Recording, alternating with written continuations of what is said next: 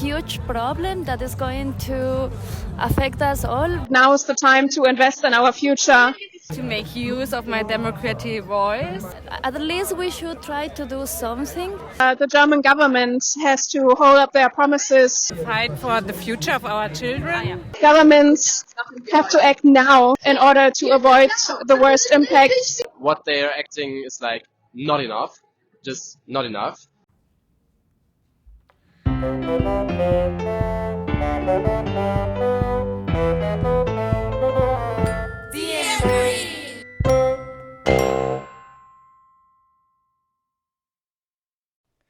Willkommen zu TM Green Schulhofschnack, der Podcast, der grüne Ideen zum Blühen bringt. Ich bin Yolanda. Und ich bin Eileen. Hi, ich bin Simon. Mein Name ist Kjartan. Ich bin Elif. Und ich bin Stella. Hey, ich bin Princess. Ich bin Elnas. Ich heiße Marie. Und ich bin Elisabeth. Gemeinsam sind wir das Team von TM Green. Unser Podcast ist Teil eines von der EU kofinanzierten Nachhaltigkeitsprojekts, das 3 europäische Schulen aus Deutschland, Spanien und Ungarn unterstützt. Wir lernen, wie wir unsere Schulen grüner machen können. Und gestalten unsere Schulhöfe nachhaltig und kreativ. Zusammen mit Little Change Dara, einer Agentur für Innovation aus Portugal. Lasst uns die Zukunft gestalten für eine bessere Umwelt. Seid dabei, wenn wir Ideen teilen und inspirieren. Schaltet ein und macht mit uns mit. Lasst uns gemeinsam einen Unterschied machen. Team Green für eine grünere Schule. Jetzt wünsche ich euch viel Spaß mit der neuesten Episode von TM Green Schulhofschnack. Willkommen zur allerersten Episode unseres Podcasts Team Green. Ich darf heute einen sehr wichtigen Gast begrüßen, unseren Schulleiter Herrn Liedke. Vielen Dank, dass Sie sich für uns Zeit nehmen und herzlich willkommen. Vielen Dank für die Einladung, ich freue mich hier zu sein. Dann fangen wir mal mit der ersten Frage an, Herr Liedke. Was sind Ihre Visionen für den TM Green Schulhof? Ein Schulhof soll für mich zunächst einmal ein sicherer Ort für Schülerinnen und Schüler sein, der gleichzeitig die Möglichkeit zu sportlicher und spielerischer Betätigung bietet und Bildungsanlässe zur Verfügung stellt. Das heißt, es ist im Prinzip eine Verlängerung der Schule als Lern- und Lebensraum. Und was bei uns auffällig ist, ist die Tatsache, dass wir im Gebäude sehr, sehr viele verschiedene Bildungsanlässe haben, Möglichkeiten sich zu betätigen.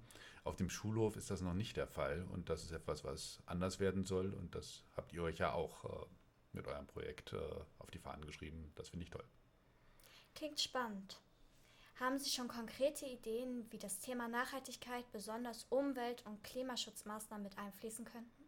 Na, ich möchte vorab sagen, dass das vielleicht gar nicht so wichtig ist, was ich da für Vorstellungen habe, sondern wichtig ist, was die Vorstellungen derjenigen sind, die den Schulhof dann bespielen und bevölkern sollen. Und das sind zunächst mal die Schülerinnen und Schüler, die da das als Lebens- und Lernraum nutzen sollen. Und dann sind es bis zu einem gewissen Grade auch die Lehrkräfte, die da ja mit dem da zur Verfügung gestellten Lernanlässe schaffen sollen und natürlich auch die Aufsichtspflicht wahrnehmen müssen.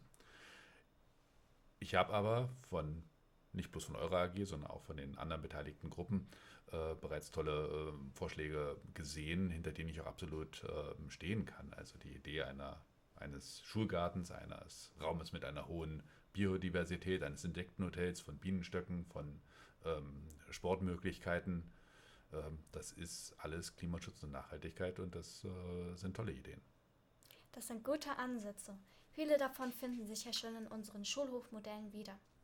Wie wichtig finden Sie es, dass die Erasmus Plus AG sich als Ziel gesetzt hat, den neuen TMG Schulhof nachhaltiger und grüner zu gestalten? Sehr wichtig. Gar nicht mal so sehr, weil da diese Vorschläge für die Gestaltung des Schulhofes rauskommen. Das würde das gerne kurz ausführen. Also es ist schön, wenn wir eine Wildblumenwiese haben. Im globalen Maßstab macht die eine Wildblumenwiese nicht so den großen Unterschied, aber die Tatsache, dass die Wildblumenwiese da ist, bietet für alle nachkommenden Schülergenerationen die Möglichkeit, einen von mehreren Anlässen sich mit Themen wie Nachhaltigkeit, Klimaschutz auseinanderzusetzen. Und das ist, glaube ich, das, was die Erasmus Plus AG treibt. Und das ist auch nicht bloß einer von diesen Anlässen, sondern es sind ja eine ganze Reihe von Anlässen, eine ganze Landschaft, die ihr euch da überlegt hat. Und das ist der bleibende Wert des Erasmus Plus Projektes und deswegen hat es einen hohen Stellenwert an der Schule. Das verstehe ich vollkommen. Der Schulhof ist wirklich wichtig für uns und kann einen Beitrag zu Umwelt- und Klimaschutz leisten. Haben Sie auch Zweifel an dem Projekt im Allgemeinen oder sehen Sie Hindernisse oder Hürden, die es zu bewältigen gibt? Die einzigen Hürden, die ich sehe, sind eigentlich organisatorische Hürden. Der Schulhof gehört ja, so wie die ganze Schule, dem Bezirk Reinickendorf. Und das heißt, das Bezirksamt Reinickendorf ist für die Durchführung oder besser gesagt für die Beauftragung der Arbeiten zuständig und muss dabei natürlich mit Steuermitteln umgehen, die auch also nur eine gewisse Halbwertszeit haben. Das heißt, die müssen in einem bestimmten Zeitraum ausgegeben werden, ansonsten werden sie umgewidmet. Gleichzeitig wissen wir aus der Erfahrung vergangener Bauprojekte, dass es immer zu Verzögerungen kommt und dann stellt sich auch sofort wieder die Frage der Finanzierbarkeit. Maßnahmen werden immer teurer als geplant. Das ist jetzt nichts in sich Schlimmes, sondern es ist etwas Natürliches. Aber es schafft organisatorische Hürden und Verzögerungen, mit denen man einfach rechnen muss. Das können wir nachvollziehen. Bildung ist das Wichtigste. Bevor wir zum Ende kommen, hätte ich noch eine letzte Frage. Wie können Sie die Erasmus Plus AG und Ihr Vorhaben künftig weiter unterstützen? Ich würde die Erasmus Plus AG in jedem Fall unterstützen, auch wenn sie sich nicht mit Klimaschutz auseinandersetzen würde, weil Erasmus Plus eines der Vorzeigeprojekte unserer Schule ist und eins von den Projekten, das über inzwischen, ich glaube, 3 Projektzeiträume